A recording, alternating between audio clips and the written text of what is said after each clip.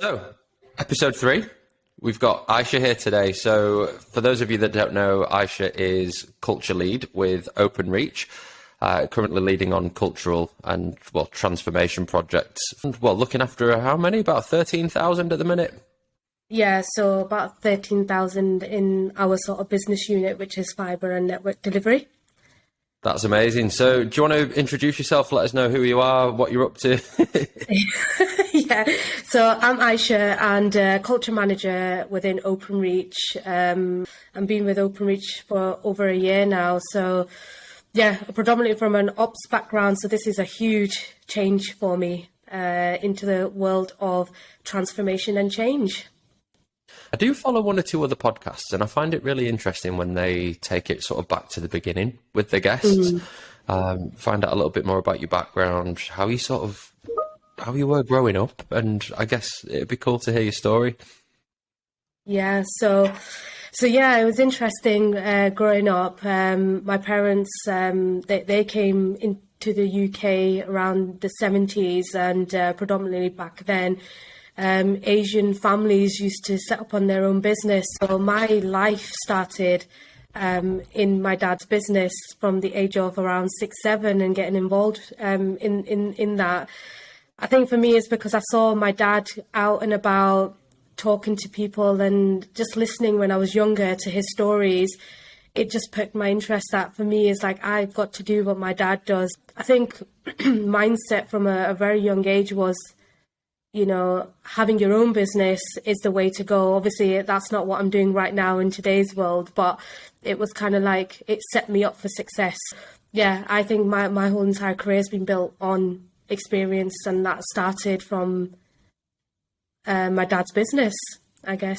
So you used to get out, didn't you? Because I know that your dad used to have sort of a manufacturing setup and used to make clothes and whatnot, a lot of like made-to-measure stuff, and then some. He did some pretty cool stuff, didn't he? And then you used to get out on the market stalls with him in the mornings and get out selling. Yes, I think what my dad was really good at was spotting opportunities, understanding is there a gap somewhere, scoping out competition in the sense of other market stalls and what are they selling and what are we doing and is there something that we can do. But the biggest thing that I learned was a value add. So we've got a product, but how can we add value? My dad specialized in men's clothing, some men's trousers, etc. So my dad started to sell belts and braces. So they were like your add-ons. So they were like the extra thing that you could sell to a customer. And this is kind of like where all this came from. And I think this is how kind of like my mind works now, is the problem solving, it's the opportunity, it's what can we do that's slightly different, how can we make a little bit more money on some of the stuff that we've got, and is there a niche somewhere? Because my dad went into the made to measure market then, which was not a thing back in the day. So we used to have some very bespoke customers. You're only ever as good as your last pair of trousers, aren't you, I suppose? So you've got to make sure that sort of quality is intact. But it's great. I think that sort of getting out there and doing stuff like that with your parents, whether it be doing a paper round, whatever, at such an early age is great because it teaches you the value of money, teaches you the value of a pound, and you know how hard it is to earn that money. So getting out there, getting up at the crack of dawn, it's chucking it down outside, it's freezing cold. But that feeling at the end of the day when you've been and done it, and let's say your bag of papers, for example, is empty, it's a really rewarding feeling. And I think that more kids should be doing stuff like that to sort of give them a backbone and some real sort of life experience as well, because it's sort of character building, and I think it's important. But yeah, if you think about life was very different all those years ago to what it is today. It's become quite difficult now, and now it's 2-parent salaries, to get through life, whereas back then my mum didn't work, my dad did. My dad had his own business, and it was a case of it. Some people could say you fell into it, but I think also you have to have a passion to understand what they're doing if you want to follow the same sort of steps. So if I told you how old I was, I'm showing my age, but it was a long time ago. But yeah, things have changed and moved on so quickly. But yeah, you're right, it sets you up. It definitely does. You're only 21, aren't you? I wish. What was your first commercial role? Probably Lloyd's TSB. And that actually came out of nowhere. I'm the type of person that if there isn't an opportunity, I'll try and create an opportunity somewhere. And I will try my hardest to try and get my foot in that door, however I need to do it.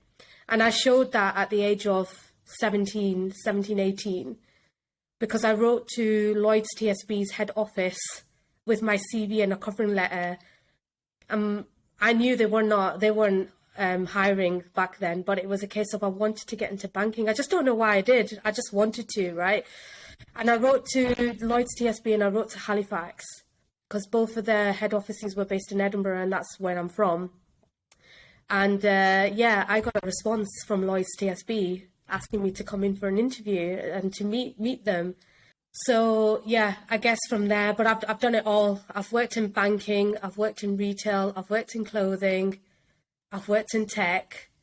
And I think I had to do that to understand what is that really, really gets me going and what do I really, really enjoy. But I learned a lot of stuff in each sector that I worked in, and it just gave me all those little things that now today I'm able to apply. But yeah, Lloyd's TSB. Okay, so from there you stepped into more of a back office support role. You then went into sort of more of a hands-on voice and data sort of network engineer. I'd be quite keen to understand how you got into that. Yeah, so that was my career within TalkTalk. So from leaving Lloyd's TSB, I went into retail and I fell into the world of selling mobile phones. So I don't know if people remember Phones for You, the Link, They were like the big players, right? But back then it was your bricks, your 3310s and whatnot, and selling those to customers when it was like the new thing. It was quite an easy sell, to be fair. Now it's like you've got super duper smartphones doing everything. And yeah, it was just a case of selling and actually getting that enjoyment of understanding what a customer wants or what they're looking for and able to sell something that meets their requirement, but then also understanding how much commission can I make as well and finding that balance. Because for me, it was really important. I'd like that customer to come back to me. And I don't want complaints. I don't want any of that. So I kind of fell into that. And then I think I needed to make a decision in terms of, right, I need to do something and get into a bigger organization because I really want a career now. I don't want to be doing these small jobs and I don't know where I'll end up. So yeah, I went into TalkTalk then as customer services and then moved from customer services into sort of data repair because it was the problem-solving element that really got me interested. Yeah, absolutely. And from there, that's really when you sort of stepped up in your commercial career back, probably going 6-7 years back, if not a little bit more now. Yeah. Service assurance team manager. So you're looking after a team of 12, I believe. So they were service engineers looking into sort of productivity management, that sort of thing. So how did you find that step up into management? To be fair, it was something that I've wanted for a long time. For many years, I've worked as an agent, so I knew the process is actually supported in developing and rehauling the processes in that space. So it came to a point whereby there wasn't anything that I didn't know. I kind of knew it, and I was the go-to person. And plus, you know how it is when you're working, you've got objectives and stats to work towards as well. There was never a time where I didn't perform. I used to always overperform. And then, this opportunity I'd been asking for, and it took a bit of time, but eventually I got my break. And I have my head of service assurance at that time to really be thankful for, because he believed and he saw something. And that's what life's all about sometimes. I think it's just believing in someone and knowing that there's something there that this person can really give. And I also had my own ideas as well, because having been led with some really good leaders and some not so good, I had this idea of like, if I was to take a team, this is how I would want to do it. The point that you touched on, having that one individual that really dedicated their time to you and showed you the way essentially and guided you. There was one person that was like that sort of within my life as well, when I worked with the Interquest group. He was a guy called Simon Ware. Now, I'll give him a bit of a shout out for this, but he was a legend, like really, really funny guy. And back in, I suppose, in my early days, I struggled within the corporate environment at first because I was a bit of a tearaway, I suppose, growing up. I didn't like playing by the rules. I didn't know how to handle myself in a corporate environment, and I was making mistakes left, right, and centre, been daft as a brush and whatever. And Simon really, really helped me sort of get on the right track, pointing me in the right direction. But it's having that person that understands how you tick and points you in the right direction. So I suppose, did you take those experiences and then relay that into your own team to maybe try and get the best out of those guys as well? Yeah, that's absolutely right. And I guess for me, I got to a stage where I got really frustrated because I wasn't getting anywhere, and that frustration was becoming quite negative. And it took a few people to actually point that out to me, to say, look, you can't behave this way, right? Because it's not the right thing, because you can see it within the team, right? So this is where all this team, bonding and how important it is to have your team on your side. It makes all sense now, right? But back then it didn't, because I wasn't leading a team. For me, it was a case of, how come someone else has got promotion and I'm not getting it? I've been here a lot longer. So I guess it got to a point where it was like entitlement. And now when I reflect back, they're not the behaviors that I, display today. What I've done is thankful for those people to come in and really just be brutal. It was up to me to take whether I take that feedback or I don't. And I did take that feedback. And I did. And now I use that as not negative, but positive energy, because yes, I've been there and this is what happened, but it's the way that I'm reacting, which is causing a lot more problems. So what am I going to do? Really be that way?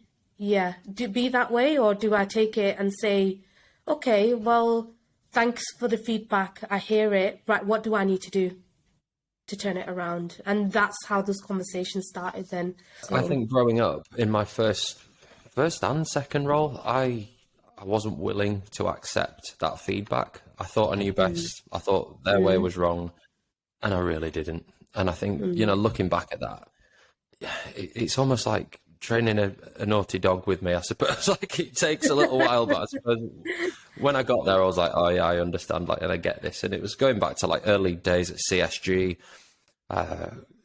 God, I gave them some trouble. And I think now I look back and I think I'm really glad that I went through it. I feel sorry that they had to. No, and look, that it's human nature, right?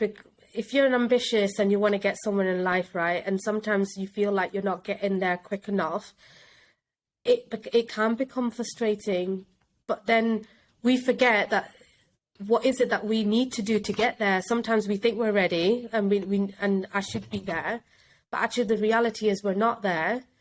So this is why I'm a massive advocate in sort of mentoring relationships with senior leaders within businesses, people that have been through a similar journey to you, that actually, you can learn a lot, from someone, and you can understand their pitfalls, but can also understand how did they manage to navigate through certain scenarios and situations that occur to them. And I think that type of sort of relationship in an organization with someone is huge, because that's what I had. I had a really good few mentors within Talk that really, really helped me shape my understanding, my thinking, and actually not making the same mistakes that perhaps they made. And I think that's what really fast-tracked me then to get into a management role, because I took the learning, I implemented it, I learned, I did my own self-development. They started to invest in development for me as well, and it just became to a point where like I was ready now, and the opportunity came, and I took it. Cool. So following that, where did you go? I know you went to a smaller business, a small startup, fairly local to where we are actually. And Yes. interesting time, interesting sort of learning curve in your career as well, because you've come out of quite a large structured environment and gone into Yeah. a smaller environment where there was a lot less sort of red tape. But let's say, You know, when you're in a corporate environment, you have a lot of governance already there. You have all the processes that are there. Everything is quite robust because it's been an organization that's been trading for quite some time. You have teams and you have everyone, every sort of element of your business unit is in some way, some form already it exists, right? If you're someone that's really organized in like structure, you know what you need to do, you are very clear in your objectives and what you do and how you play your part in the in the bigger picture. I just work very well in that environment. yeah. So although you I feel managed like to you get a taste of, and I know exactly how I actually contribute, I guess. So I enjoyed my time in the last organization that I worked in.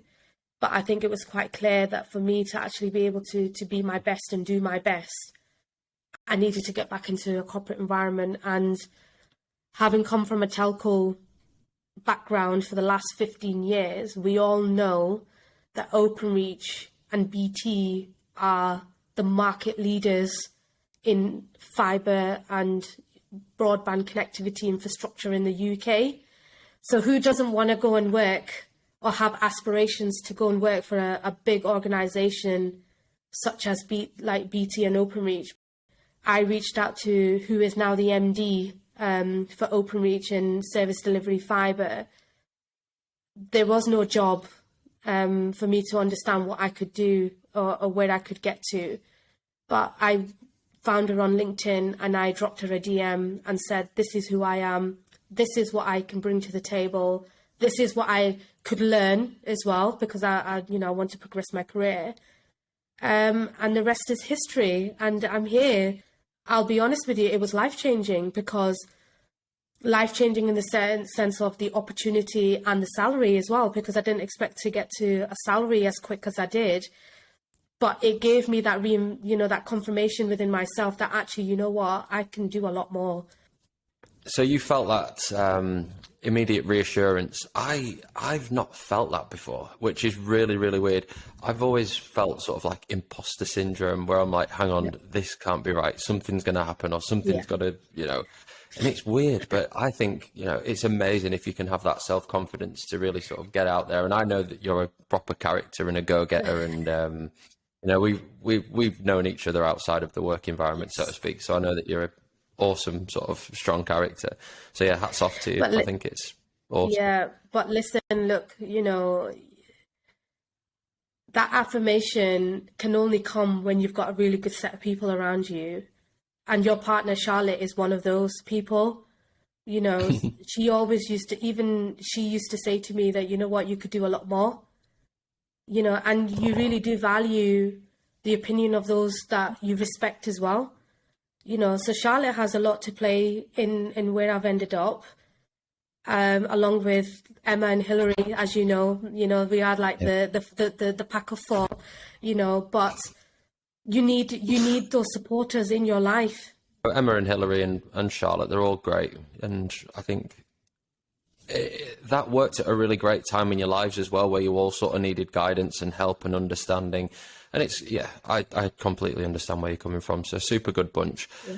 Well, I guess you've combined pretty much 15 years of commercial experience to step into a culture manager role, leading strategy and transformation for, is it the fibre and delivery network side of Openreach? Yeah, fibre and network delivery, yeah.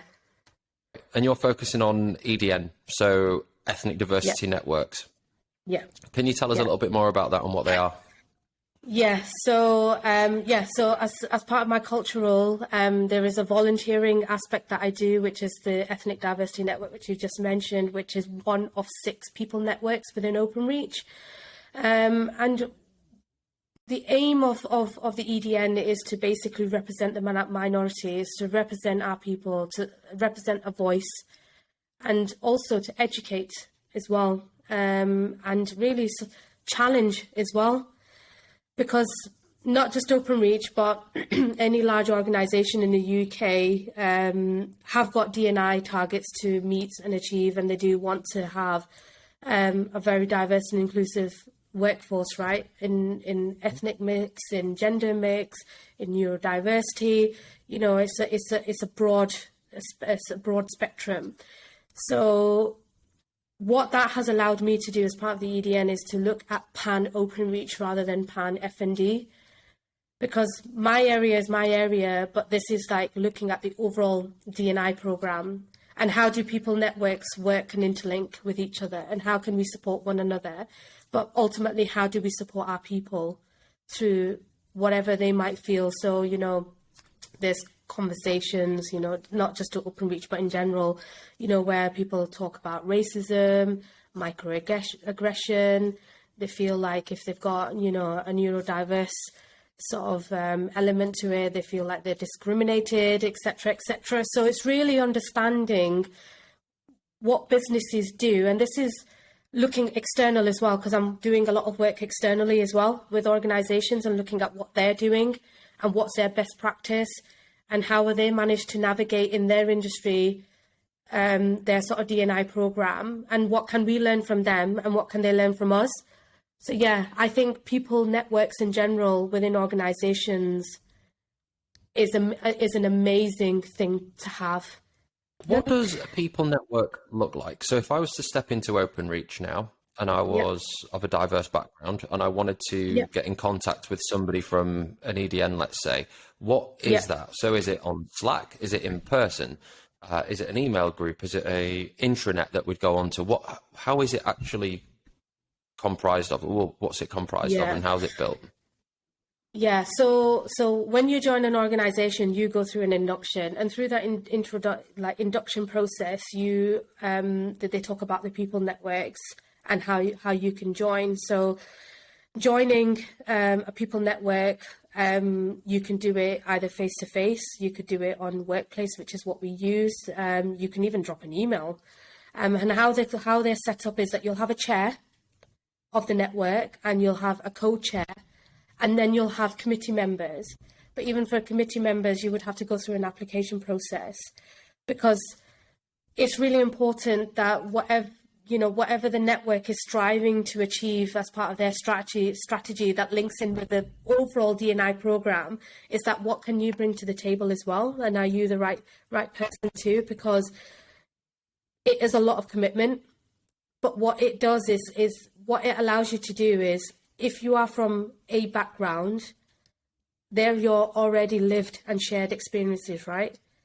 So it's easy for you to talk about it because you're in the company, and also in the company of the individuals that share your story too, because in some way, some form, they have felt experiences. Yeah. So what happens is that if you've got a committee of 18 to 20 or 25 people, that's 25 people in a business that are all rallying for positive change, for positive education, to support our people that might not be able to feel like they can talk about it. But now that they know there's a people network that exists for someone like me, and I can relate to that. And the people, they're not paid, it's a voluntary role. But what they do is they help and shape what Openreach's future and how they play a part into that future looks like, so that we do actually end up creating a really great place to work for all people. That's why Openreach's D&I commitment is open to everyone. So you mentioned before that there are sort of like 6 different areas within Openreach, and EDN's one of them. If Correct. You had somebody that sort of fit, was from a neurodiverse background, for example, is that something that you deal with as well, or would that go to another sector of the company? So if someone was a neurodiverse, it would go to the neurodiversity network.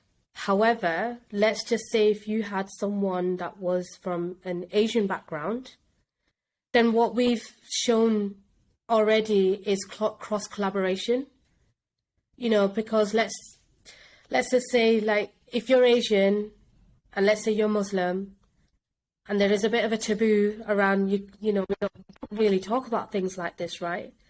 So what networks do is we share our experiences, that how it might feel for someone to be, could we create that safe space for someone to talk? Because knowing from Asian families, I can give you a background of what Asian families are like, like for culturally, what it could mean from a religious point of view, which could be the gaps that maybe, the network might not know or not familiar with. But that's not to say that you could have someone from an Asian background that's part of the committee that's in the neurodiversity network as well. But what we find is because there's a lot of cross collaboration, sometimes we are seen as one. It's just that we pick the elements that we think that we have that we could add a lot more, impact on, and we can really move strides with change or educating. So yeah, it's a tough one to answer, in the sense of we work in our own strategic plans, but we also work as one.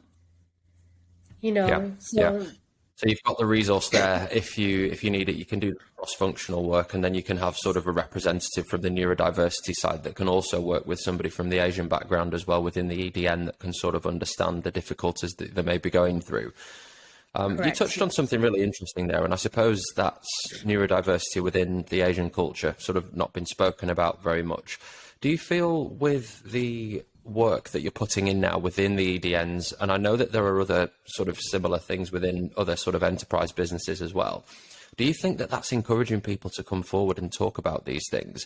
And can you imagine people coming forward naturally and having those conversations without those networks in place? So I definitely see a change, and I definitely see the positive change, in the sense that the People Network are the people and represent the communities that we work with and serve. And I think it's human nature, right? If you have someone that's kind of like in your own level, you're more likely to go and speak to them openly than you would with a manager or a senior manager, because it comes into that sort of hierarchy system, right? That it's my boss, I can't go and tell them something. But if you've got a network that this is all they talk about, and they want to promote the sort of, the safety element, the safe spaces to walk around, to talk about these things, and encouraging people to have conversations, and also equipping our leaders to be able to have those conversations, it's definitely the right route to take. I still think that in terms of, and this is just my sort of perception and observation, that in Asian families, it's very much seen as you have to be strong, and there can be no other way. Especially, when I was younger, it was very much seen that way. And if you cried or something was getting to you, or you felt, when you feel yourself that I just don't feel right, and mentally you just don't feel like you're in the right space, it was very much seen as, oh, this is a phase, you'll just get through it, but man up. Because that's what we're built like. Yeah, there's nothing that can make us weak and stuff like that. And you had to kind of just get on and in a way talk to yourself and say, yeah, well, my parents are saying this and that's it. Like I need to go and I need to cry it out, and then I just stand back up and I carry on. But what that has shown is that eventually people do break. You can't be that way all the time, right? There is a need to talk. There is a need to understand what is actually going on with people. Because now it's a case of, you can bring yourself to work, right? But there will be things that are happening at home, either with your mom, your dad, a sibling. It could be something that's happening at home. How can you leave that at the door? So absolutely, we need to encourage people to talk, and that happens through your leaders to be able to create that safe space. And my tenure as a leader, that's exactly what I used to do. Was I'd go and have chats with my guys, but it was never around performance, because I knew the team was performing. But every time you went to someone and said, let's catch up for half an hour, it was a case of, have I done something wrong? Automatically. And it's like, no, it's not. It's like, let's go and grab a coffee. I'm not really busy today. let's grab a coffee and let's catch up. I've not had a chat with you. How's things going on at home? How are you? And it's just bringing those conversations back down to, how's it going? There was a chap called Steve that I interviewed prior to sort of speaking with you, Aisha, and he was, again, a really established manager and leader of people. He led a team of 40, teams of various sizes throughout his career. And he made a really interesting point, and I thought, I've never really thought about it like that before. And he said, even if I was running a team of 2, 3, 4 people, I'm just one of them. And I just thought, do you know what? Yeah, you're right. It doesn't matter if you're a manager, if you're this, you're that. It can be whatever title, but you need to be the rock and that foundation for people to come to. Yep. People have emotions that they need to let out sometimes, and you need to be able to handle that in a certain way, give positive, constructive feedback. And even if you're having a bad day yourself, I suppose there will be times where there are people within that group that you lean on for a bit of support as well, and really showing your weakness actually makes you stronger as a person. Yep. And I think being able to encourage anybody to come out of the shell a bit, talk about it, no one's going to think you're weak for talking about problems, because everyone goes through it. And if anything, it'll strengthen that relationship that you have with that person. I absolutely agree. And I think this is the reason why I've loved the world of ops, because I'm not afraid to get my hands dirty, and I'm not afraid to do the job that my guys are doing, because I wouldn't get them to do something I wouldn't want to do. So that's just how it works. And I remember a time in my last employment where, we had a network down, and the calls were just absolutely piling up into the contact center. And we literally had 3 people on phones, right? But the phones were relentless. And I had a management meeting to go into, and I made that decision. I'm not going into that meeting. I apologize that I can't come into that meeting. However, I will give you my updates, and here's my slide deck. And if you want to have a conversation with me afterwards, that's absolutely fine. But my team really need me right now. And I'm going to jump on the calls, and I'm going to help them get through what we need to get through. And then, then I can understand what my day is going to look like. And I did. And the look that I got from the guys on the desk, Aisha's on the call, she's using, the system. And it's like, yeah, but it doesn't make a difference to me, because I'm clearly seeing my team, let's not be horrible, but they're drowning, right? And and there's customers waiting, and I can't allow customers to be waiting for so long. So, that I just got on. And yeah. You didn't just feel like I'm plugging the phone for 5 minutes, having a brew. We cleared the calls down after an hour, right? And but what it allowed me to do was to also understand, how do we prevent something like this happening ever again? Like what measures can we put in place that really doesn't impact desks that much? Because honestly, it can feel, for anyone that's in the ops world or a contact center world, it's like headless chickens. You're fighting fire, but that's the beauty of ops. The House of Commons springs to mind. Do you want to maybe talk me through that? Yeah, so that was a couple of months ago. So yeah, I was honoured to be invited to the House of Commons, and it was part of the Investing in Ethnicity. So it was discussing sort of governance and leadership, but then also celebrating the organisations that are really leading the way in their D&I sort of journey. And to be honest with you, sometimes I look back and I think about it. I'm just a person who works in a role. Sometimes I feel like I'm not someone special, right? I'm just a human, just doing my job, who really wants to be something more than what I am, that is in my head. But then to go to the House of Commons and to be able to then go and listen to MPs, listening to people within sort of Lloyd's Banking Group, Smith & Nephew, Amazon, the big players in that room, sharing their stories of how they're really, really paving the way in creating talent pipelines, in people networks, in getting programs off the ground within 6 months that really support people development, how they're looking at their ethnicity mix within their organisations and how they're going to close the gap. And Lloyd's Banking Group, they took the trophy for #1 spot, and actually That's listening great. to their sort of D&I lead in terms of some of the stuff that they've done, such as they're doing programs in leadership and talent pipelines. And having spoken to the lady Samantha, they managed to get that up off the ground within 6 months. So that's just testament that, when you've got an idea and you fully believe in it and you really want to make a change, that actually you can make change happen very, very quickly. So yeah, it was an honor to be there and listening to people's stories, and I managed to walk away with quite a lot of contacts from Tesco as well, Tesco Mobile, Smith and Nephew, which are huge in Hull, just to name a few. And I've got conversations now happening in the background just to cross collaborate. What did you learn from that day, Aisha? What I learned from that day was, if you want change and you believe in that change and you understand what it means to your people and listening to what the feedback is from your people, that actually you can make it happen, and you will do whatever you have to do to make it happen, because you know that the benefits in the long run are huge.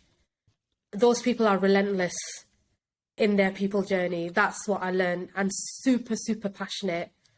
Hence why they've invested in sort of the ethnicity matrix, because they really want to understand what are they doing really well in their business and what are the areas they need to improve on. And everything starts from data as well, right? So the data will tell you what you need to look at, and then it's building the programs off the back of that. I guess from what you've learned throughout that day, you'll be able to implement a lot of that strategy into sort of Openreach over the next couple of years. I won't go into specifics because I know it's sort of confidential, but are you sort of confident in the plans moving forward with Openreach in terms of what they're going to deliver? Are you passionate? And how heavily involved are you sort of going to be as an individual, sort of championing that? Yeah, so Pan Openreach, the D&I team have, they've got their strategy that they want to land across the whole organisation. Because my element is within a business unit, what it's allowing me to do is understand the overall programme and what elements can we actually bring into our sort of fibre network delivery that will really help our business unit really excel. I think in terms of like programs and stuff, a very heavy focus now is on sort of equipping our leaders and empowering them to have conversations with those, with their teams, getting your team to open up, to be able to have that safe space and be able to have conversations that, not only in Openreach, but I've seen it elsewhere where we feel that there's going to be a consequence if I say something. So it's creating that environment that there isn't a consequence. It's a case of, these conversations are happening because it impacts our people. So sort of people development, people leadership, culture toolkits, it's all the culture wrap is what I'm going to be involved in. So all the behaviours, the skills, the knowledge, and empowering people to be able to do their job and be their best when they come into work, but then also having that sort of open to everyone mindset that, we are an organisation that is open to everyone. And so far, the feedback that I've had and other organisations that I've worked with, like speaking to, they are very open to cross-collaborating, which I think is amazing. That's fantastic. So, yeah, it really, really is. And any sort of ideas, anything that you can champion and get behind, just go for it, because there's so many people out there that need help. And it's amazing that we've got legends like you that are doing it, Aisha, and if there's anyone that's going to smash it, it's you. We're trying, but definitely. You're doing it. Yeah. By the sounds of it, you're doing a damn good job. I just wanted to thank you very much for coming on. It's lovely to talk to you, and I'd be keen in a couple of months to have a catch up and see the progress that you've made within Openreach, a couple of the things that you've brought to light, and some of the changes. It would even be cool to hear some case studies, obviously not sharing people's names, but been able to understand how you've really helped people. That'd be really cool. So if you're open to doing that, I'd love to have you on again. Yeah, no, definitely. And thank you for giving me the opportunity. And look, I know this podcast is going to, go out on YouTube and LinkedIn. And look, if there's any organization or people on your network that, listen to this and feel like, there's something that I could help with, even if it's just some ideas or whatnot, I'm happy to do that. And equally, I am looking to be mentored as well. So if there's anyone out there that think they can see something in me that can help me with certain things, then I'm open to that as well. So yeah, I thought I just mentioned that in there as well, because I think this space is huge and organizations are now starting to adapt as well. And we are in our journey already. So, happy to collaborate. It'll be a good opportunity. I'm sure there'll be so many people out there that'd want to help you. So yeah, hats off for asking for it. I think that's pretty cool. Like I said, you have to sometimes create the opportunity. It's not going to always come to you, right? So you have to create it. You have to create that door, and who knows what that door leads to. Aisha, your cheekiness will get you anywhere. So keep it up. Thank you. My pleasure. Thanks. Right, lovely to talk to you. Yes, you too. And yeah, we'll speak soon. Catch you in a bit. Take care. Bye. Yeah.